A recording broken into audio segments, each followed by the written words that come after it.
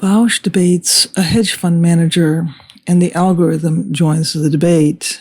I felt for a moment it had a soul, and it made my morning.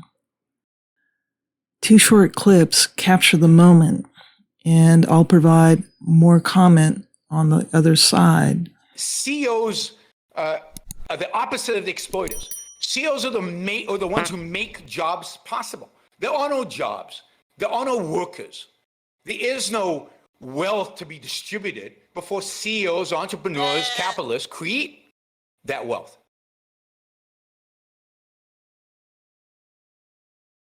There's a grocery store in Brooklyn, New York, with sales per square foot 4 times as high as any other grocery store in the area.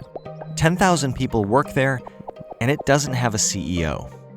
This place is the Park Slope Food Co-op, and it's one of 3 million cooperatives, or co-ops for short, around the world. Co-ops are a big part of the global economy. They employ 280 million people, 10% of the world's workforce, and the equivalent of over $2 trillion flow through their doors every year. How's it possible that a business with 10,000 workers doesn't have a CEO? I do recommend watching each clip in full, not least to respect the original content.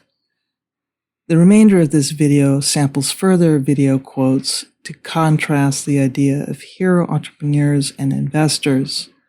Companies headed by their workers achieve far different outcomes than those run in the standard way. We can see this over and over again as exemplified here.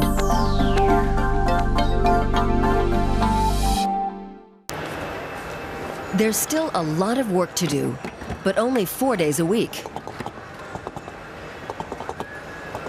Ana de Castro is working shorter hours at the moment.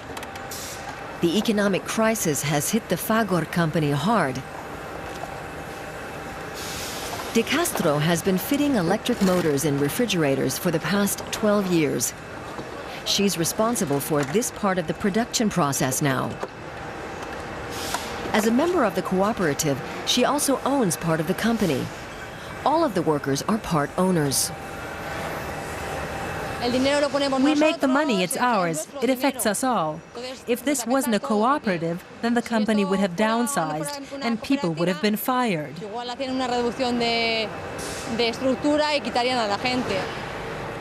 Fagor hasn't fired anyone. And that in spite of how difficult it is currently to sell fridges in Spain, where the market has shrunk by 40% in the past 3 years. Production manager Jose Antonio Gonzalez and his co-workers have agreed on drastic cuts with management.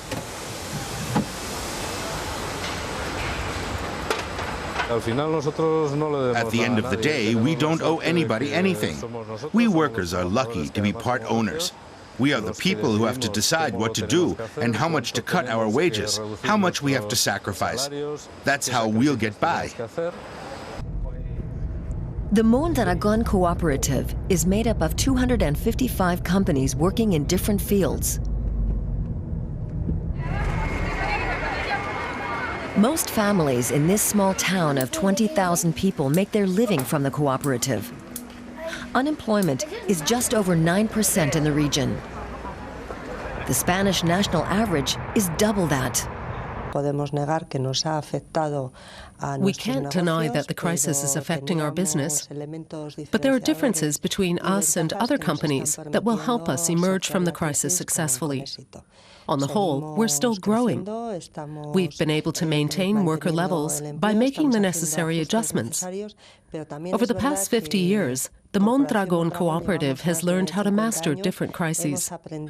Needless to say, a community that weathers a recession is in a better position to thrive when it ends. There is a little more to be said here of the concept of the hero entrepreneur. It has a historical precedent in the great man theory of the 19th century, and before that, of the divine right of kings. Every era has some flavor of the thesis, justified in its context, that societies are shaped by the act of divine or unique individuals and solely due to their unique attributes. A hero investor is this era's incarnation. It also has a less savory 20th century history that is bound up with standard economic policy of today. Something to keep in mind as the Fed and central banks continue to jack interest rates for a set of inflationary pressures that have little to do with interest rates. The origin of neoclassical economics that still dominates to this day is really dated at the end of the 19th century, but was really kind of spreading and becoming ingrained in the years of the birth of austerity in the 1920s. So it is at this point that you see how economic theory, understood as a framework that expels class conflict, expels the worker as the source of value, and instead tells us that the economy is made up of individuals that are not in conflict with one another, but they're actually in harmony, and that it's no longer the worker who counts, but it's the entrepreneur who is the driver of the economic machine. It's there that this economic theory that seems so apolitical is actually justifying the most classist set of economic policies of all. And again, we need this theory that in its classless guise is able to justify policies, the trinity, the austerity trinity of fiscal, monetary, industrial austerity that serve to crush the voice of the workers in a very material way. So austerity as a tool, as a political project that is at once about constructing consensus for the capitalist order through mainstream economic theory that justifies the priority of the saving, investing elite as the real engine of the economic machine that thus should be incentivized, and austerity as coercion through these policies that, in fact, austerity policies are nothing but the shifting of resources from the majority that at that time was empowered. Wage shares were very high after the war. The Red Biennium, 1918 to 1920, in which the workers were raising their voices, not just for higher wages, but for a really different socioeconomic order. Austerity serves to disempower them, materially speaking. And how does this happen? Well, either directly through policies that actually make strikes illegal, such as in Italy, and curtail wages, and this is what happens under Mussolini's Italy, but also indirectly by creating an economic downturn. So monetary deflation, what we see actually being the main policy agenda now of the Fed, monetary deflation together with budget cuts have also the indirect effect, that very important direct effect of slowing down the economy, creating higher unemployment, which of course kills the bargaining power of the workers and thus subordinates them in a coercive way into accepting the capital order. In all this, it pays to remember that conventional ideas about business culture and economic development are just that, a useful hagiography constructed by economist courtiers for their CEO and hedge fund princelings. Right now, the actions of the Fed and central banks may only achieve economic devastation and not result in reduction in inflation in any direct way. The theoretical effect of raising interest rates hinges on the idea that prices are driven solely by excess demand. They are, of course, ignoring the supply or cost push inflation. It also seems like our heroes have been sleeping.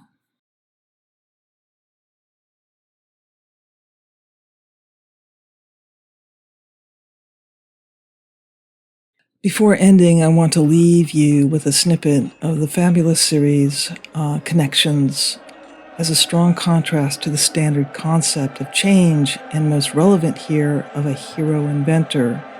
As Burke points out in several episodes, inventions frequently arise simultaneously, and for this discussion, it's the nature of patent law that gives the impression of a unique inventor. The series is a marvel, and I highly recommend it. Link in the description. Poor old Oersted. I mean, who's ever heard of him? Michelangelo, yes. Oersted? And yet, the fact that an electric current generates a magnetic field is fundamental to the way the world is run today. I mean, take just one thing that happened because of Oersted. If you wind a live wire round and round a bit of iron, the magnetic field generated by the current causes the iron to become a magnet, an electromagnet. Now, somebody did that in England in 1825. Now, I say all this because the brilliant invention that came out of it, and it was a brilliant invention, was really no more than putting all those bits and pieces together. Like this. You yell into that cone. That causes a metal diaphragm here to vibrate. Now, that metal diaphragm is the first one. And when it does that, it makes a noise in that cone. So, what you yell in here comes out there. Now, that basic idea occurred to two men at the same time. Only one of them, a Scotsman living in Boston in 1875, teaching deaf mutes, got to the patent office 2 hours ahead of the other fella. And that 2-hour difference is why we say that the telephone was invented by Alexander Graham Bell. The telephone was only one result of Oersted's accident with that compass needle.